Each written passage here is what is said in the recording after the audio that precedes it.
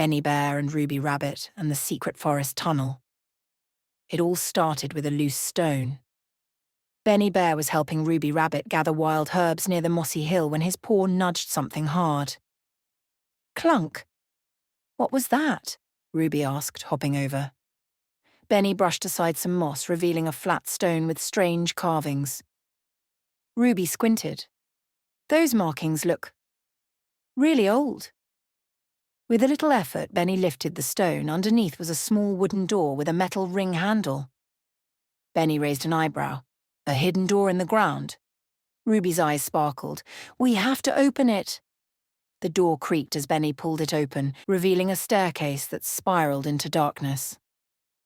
I didn't even know there were tunnels in Pinecone Forest, Benny said. Only one way to find out where it goes, said Ruby, pulling a lantern from her basket. Together, they stepped into the tunnel. Way. The walls were lined with roots and cobwebs, and the air smelled of old leaves and mystery. Their lantern cast wobbly shadows as they made their way down. After a few minutes, they came to a fork in the tunnel. Left or right? Benny asked.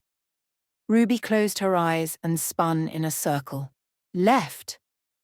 They followed the left tunnel, which sloped downward, the air growing cooler. Suddenly, Benny stopped. Do you hear that? A faint trickling sound echoed ahead.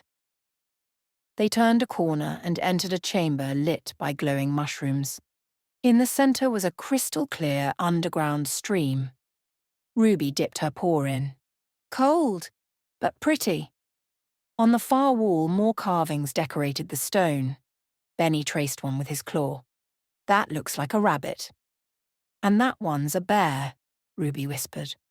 They look just like us, Benny said. Next to the carvings was a small wooden chest. Benny lifted the lid. Inside were scrolls, tiny wooden toys, and a faded note. Ruby read it aloud. To the future forest friends, this place is for explorers, dreamers, and those who believe in hidden paths. Leave something behind, and the forest will remember you. Ruby clutched the note to her chest. This was made by forest friends long, long ago. Benny looked into the chest. We should leave something too. Ruby dug into her satchel and pulled out her lucky button, the one shaped like a daisy. Benny added his favorite shiny pebble, the one he'd kept since he was little. They placed them gently inside and closed the lid. As they turned to leave, the stream sparkled brighter, and the carvings on the walls shimmered, as if the forest itself was saying, "Thank you." The way back felt shorter, and soon they emerged from the tunnel into the warm afternoon light. The mossy hill looked just as it always had, quiet and ordinary. But Ruby smiled. Now we know what's underneath. And someday, Benny added, someone else will find it and see our treasures. Back at Benny's den, they made a new page for their scrapbook titled The Secret Tunnel Club. Ruby drew the underground stream and glowing mushrooms. Benny added tiny sketches of the carvings. That night, as they sat under the stars, Benny looked at Ruby. Do you think there are more secret places like that? Ruby grinned. Absolutely. We just have to keep exploring. And from deep in the forest, beneath roots and stone, a gentle glow flickered to life, as if the forest was already guiding their next adventure. Benny Bear and Ruby Rabbit and the ukulele concert. Pinecone Forest was buzzing with excitement. A big sign near the old oak read, "Tonight only! Forest Friends! Music Festival." Benny Bear and Ruby Rabbit read the sign together. I didn't know there was going to be a concert, Benny said, eyes wide.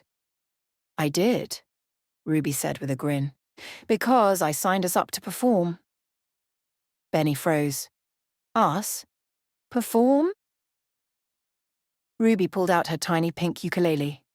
We've practiced so many songs together, it's time we shared them. But singing in front of everyone? Benny looked nervous. What if I forget the words? Ruby gave him a friendly nudge. We'll do it together. You can play the drums I made you, remember? Benny looked down at the homemade drum and old honey tin with acorn tops for drumsticks. He smiled. Okay, but only if I get to wear my lucky scarf. Deal, Ruby giggled. All day the forest animals prepared the meadow for the show. Fireflies volunteered to be stage lights, the beavers built a wooden platform, and the owls promised to keep time with hoots. When the sun began to set, creatures of all sizes gathered with blankets, berries, and excited chatter. Backstage, Ruby tuned her ukulele. Benny tapped nervously on his drum. I have butterflies, he whispered. Me too, Ruby admitted, but the good kind. Soon Marvin Mouse stepped onto the stage with a tiny top hat. Welcome to the first annual Pinecone Music Festival. The crowd cheered. First up, Benny Bear and Ruby Rabbit. Benny's paws shook as he stepped onto the stage beside Ruby. The fireflies glowed and the whole meadow fell quiet. Ruby strummed a cheerful chord and gave Benny a wink. You've got this. She started the melody. Benny joined in with a soft drum beat. Then Ruby began to sing. In the forest where we play, with our friends and sunny days, there's a bear with honey paws, and a rabbit who breaks all laws. Of bedtime, the crowd giggled. Benny found his rhythm. The beat bounced and thumped, and Ruby sang louder. We sing in trees, we dance in snow, haw. We chase the stars wherever we go, with ukulele and a song. Forest friends can't go wrong. The entire meadow clapped along, even grumpy Mr. Thistle tapped his foot. As the final chord rang out, the meadow erupted in cheers. You were amazing, Ruby whispered. Benny beamed. I didn't even forget the words. Marvin Mouse ran back up. Let's hear it again for Benny and Ruby. They took a bow as the crowd chanted, one more song, one more song. Ruby strummed a silly tune about a dancing moose. Benny added drum solos. The audience laughed, clapped, and cheered all the way through.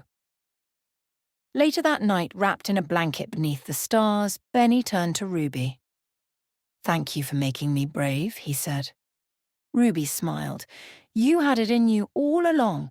The music just brought it out. They watched as the fireflies blinked above the now empty stage. Do you think we'll play again next year? Benny asked. Ruby nodded. Next year we go on tour. Benny laughed. Pinecone Forest World Tour? Exactly, Ruby grinned. But first, a snack. They clinked acorn cups full of berry fizz and toasted to music, friendship, and finding your voice, no matter how shy it might be. Benny Bear and Ruby Rabbit, and the message in a bottle. It was the warmest day of the summer, and Benny Bear and Ruby Rabbit had decided to visit the sparkling stream that wound through Pinecone Forest. They packed a picnic of berry sandwiches, carrot crisps, and 2 jars of lemonade. This spot's perfect, Ruby said, hopping onto a sunny rock by the water. Benny laid out the blanket and opened the basket. Let the snacking begin! As they munched, Benny noticed something bobbing in the stream. Look, he pointed. What's that floating by? Ruby squinted. It's a bottle. Benny waded in and scooped it out. It was a smooth glass bottle, with a cork in the top, and inside was a rolled-up piece of paper. Ruby gasped. It's a message in a bottle, just like in the adventure books. Benny pulled out the note and carefully unrolled it. The handwriting was neat, but faded. Dear friend, if you find this, you are curious and kind. Follow the map and see what you find. Look where the sun kisses the 3-topped hill, and listen closely. The forest stands still. Beneath the poem was a hand-drawn map, a path winding past trees, a crooked bridge, and ending at a hill with 3 pointy peaks. Ruby's eyes sparkled. A secret map! We have to follow it. Benny grinned. Adventure time. They packed up the picnic and started walking, matching the map to landmarks in the forest. They crossed the crooked bridge, which creaked dramatically, tiptoed past a napping badger and climbed through the fern tunnel. Finally, they reached the hill with 3 tall trees on top the 3-topped hill. They stood at the base and looked around. Everything was still. No signs or treasure chests, Benny whispered. Wait, Ruby said. The message said to listen. They held their breath. At first, there was only silence.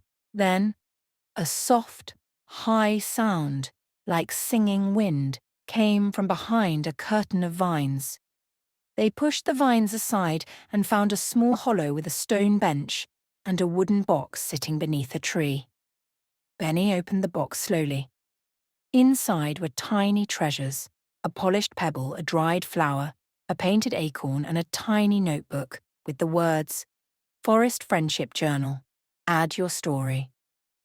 Ruby opened the notebook. Each page held a short note or drawing from squirrels, mice, foxes, and more, all writing about their adventures, friendships, and dreams. Look, Benny said. Here's one from 20 years ago. They read story after story: a deer who learned to dance, a mole who built a mushroom maze, a chipmunk who painted the sunrise. Ruby pulled a pencil from her satchel. It's our turn. They wrote, We are Benny Bear and Ruby Rabbit. We found this place thanks to a bottle in the stream. We sing songs, chase stars, and help anyone in need. Thank you for this magical adventure. Ruby added a doodle of Benny playing his drum and herself strumming her ukulele. They placed the notebook back in the box and added a gift, a blueberry muffin, wrapped neatly in a leaf. Someone will love that, Benny said. Before they left, Ruby took the bottle, added a new note, and placed it gently back in the stream. To the next adventurer, keep your eyes open and your heart brave. The forest is full of wonders. As they watched the bottle float away, Ruby sighed happily. That was the best kind of mystery. Benny nodded. And it's not over. Someone else will find it, and the story will continue. They walked home slowly, paws brushing, hearts light with wonder. And somewhere downstream, the bottle drifted on, waiting for the next curious friend.